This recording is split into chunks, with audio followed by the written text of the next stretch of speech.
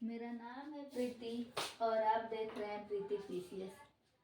मैंने बताया था संडे सैटरडे को हम बिहार स्पेशल टॉपिक पढ़ेंगे। तो आज बिहार स्पेशल में हमने चैप्टर उठाया है बिहार की नदी।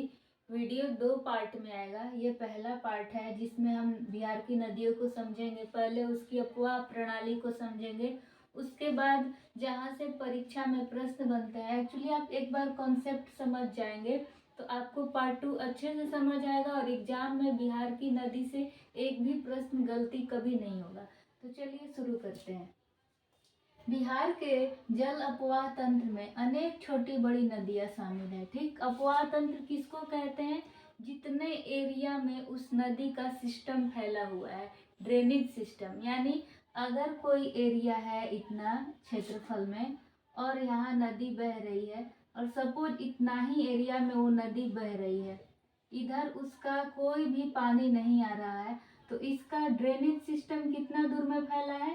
इतना ही दूर में फैला है। इधर इसका ड्रेनेज सिस्टम नहीं है। ठीक है, तो क्या कह रहे हैं, बिहार का जो ड्रेनेज सिस्टम है, यानी जहाँ जहाँ ये है अपना बिहार का मैप और आप देख रहे हैं कि इसके चारों तरफ नदियाँ है। ये जो मैंने बनाया है ऐसे ब्लैक से, तो बिहार के जल अपवाह तंत्र में अनेक छोटी बड़ी नदियां शामिल हैं। पार्ट 2 में हम छोटी नदियों के बारे में, बड़ी नदियों के बारे में, सबके बारे में चर्चा करेंगे, ताकि अब बीपीएससी अगर छोटी नदी भी पूछ दे स्पेशल किसी जिले का, तो हमें वो भी मालूम होना चाहिए। इसलिए मैंने 2 पार्ट में वीडियो बनाया। तो छोटी बड़ी नदियां शामिल है जिन्होंने बिहार के धरातलीय स्वरूप को विकसित करने में महत्वपूर्ण योगदान दिया है। अगर नदी नहीं रहेगा तो उसका किसी भी क्षेत्र का, राज्य का या देश का विकास संभव नहीं हो पाएगा। नदी और जल से ही हम मछली पालन करें या नदी के ऊपर डैम बनाएं, नदी से बिजली बनाएं, तो ये सारी चीज़ें इम्पोर्टेंट हो जाती है अर्थव्यवस्था की दृष्टि से, भूगोल की दृष्टि से हमारे। और बिना जल के तो हम रह नहीं सकते। तो जल बहुत जरूरी चीज़ है। तो बिहार की धरातलीय स्वरूप को, जो बिहार अपवाह सिस्टम यानी जो मैंने बताया ड्रेनेज सिस्टम है, उसमें छोटी बड़ी नदियां शामिल हैं। सबसे प्रमुख गंगा नदी है। बिहार में सबसे प्रमुख नदी कौन है? तो गंगा नदी है। जबकि अन्य प्रमुख नदियां हैं घाघरा, जिसको सरयू नदी भी बोला जाता है, गंडक, बूढ़ी गंडक, कोसी, सोन नदी, पुनपुन, किऊल, अजय आदि, ये सभी नदियां हैं जो और भी प्रमुख नदी है। और सबसे प्रमुख नदी कौन सी है? गंगा नदी। ऐसे तो टोटल 2525 गंगा नदी की लंबाई है और आके बंगाल की खाड़ी में बहती है। और बिहार में 425 किलोमीटर। बिहार में इसकी कितनी है लंबाई? तो 425 किलोमीटर। ये याद रखना है।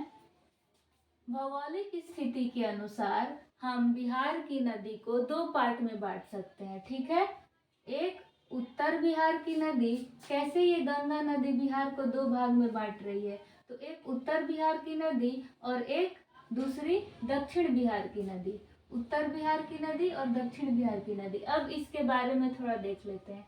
उत्तर बिहार की नदी, आपको ये जो नदी दिख रही है, ये क्या कर रही है?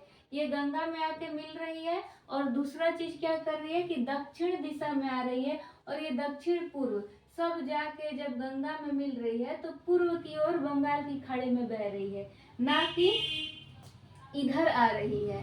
तो हम कह सकते हैं ये हिमालय से निकलकर दक्षिण पूर्व में आके गंगा में मिल जाती हैं। क्योंकि ये ऊपर से आ रही है तो जब नीचे आएंगी तो नीचे से, हमेशा याद रखिएगा कि नीचे वाले पार्ट को, ये दक्षिण दिशा की ओर ऐसे आ रही है। और ये जो दक्षिण वाली नदियां है जो ऊपर जा रही है, ऊपर जा रही है मीन्स नॉर्थ के साइड जा रही हैं, तो हिमालय से निकलकर दक्षिण पूर्व में ये गंगा में मिल जाती हैं उत्तर बिहार की नदियां। और दक्षिण बिहार का जस्ट अपोजिट यह नदी, दक्षिण बिहार की नदी गंगा या उसकी सहायक नदियों में दक्षिण से आकर मिलती है।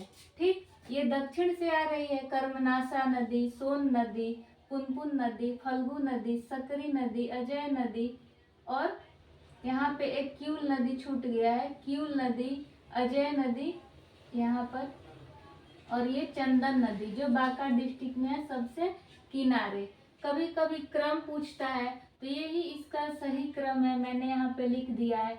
और अगर पूछ दे दक्षिण बिहार की नदियों का क्रम, तो सबसे पहले कर्मनाशा, फिर सोन, फिर पुनपुन, फिर फल्गु, फिर सकरी, फिर अजय, फिर चंदन। ठीक है, यहाँ पे भी मैंने लिख दिया है क्रम में, यहाँ पे भी मैंने लिख दिया है क्रम में। या तो आप साथ में नोट्स बनाए या पहले तसल्ली से समझ लें कि मैं क्या क्या बता रही हूँ। तो उत्तर बिहार की नदियों में हमने क्या देखा, ये हिमालय से निकलकर गंगा में मिल रही है, दक्षिण पूर्व में की जाकर बह जाती हैं। और दक्षिण बिहार की नदी गंगा या उसकी सहायक नदियों में दक्षिण से आकर मिलती हैं। ठीक है, अगर इसका दाया और बायां पूछे तो याद रखिएगा कि ये जो है गंगा नदी ऐसे आ रही है, तो ये इसका लेफ्ट हैंड साइड है और दक्षिण वाला राइट हैंड साइड है। अगर पूछता है सोन नदी दाएं से आके बहती है या बाएं से, तो दाएं से, और जो इधर से आके बह रही है वो बाएं से। ठीक है,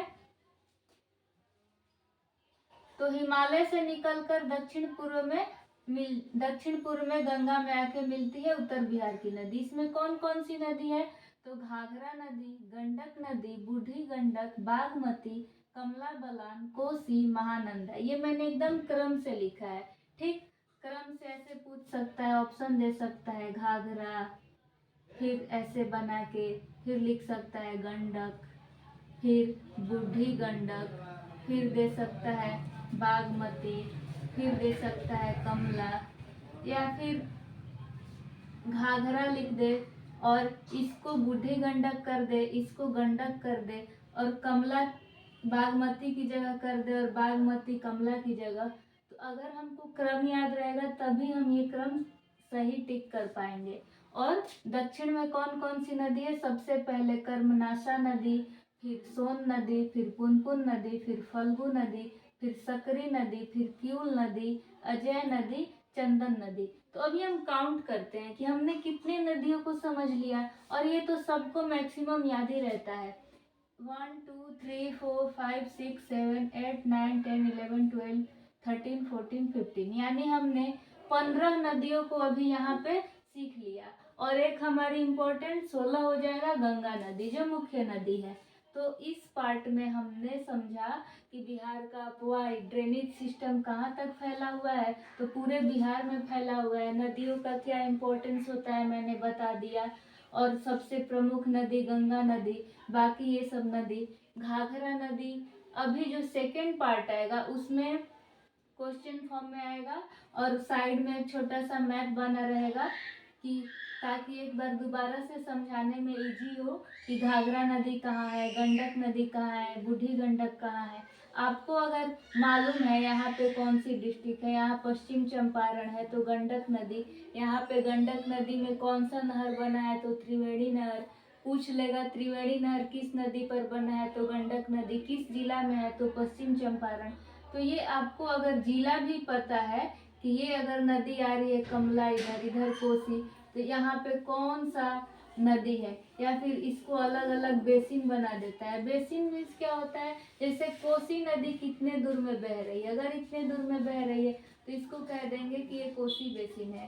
ठीक, अगर सिर्फ इतना दूर में महानंदा बह रही है तो कहेंगे ये महानंदा का बेसिन है। ठीक, ये बेसिन हो जाता है और ये आपका ड्रेनेज सिस्टम है। ठीक, और सबसे पहले दक्षिण में कर्मनाशा नदी, फिर सोन नदी, और फिर वो जो इम्पोर्टेंट क्वेश्चन होता है कि घाघरा नदी या गंडक नदी गंगा में जब आकर मिलती है तो किस स्थान पर आके मिलती है।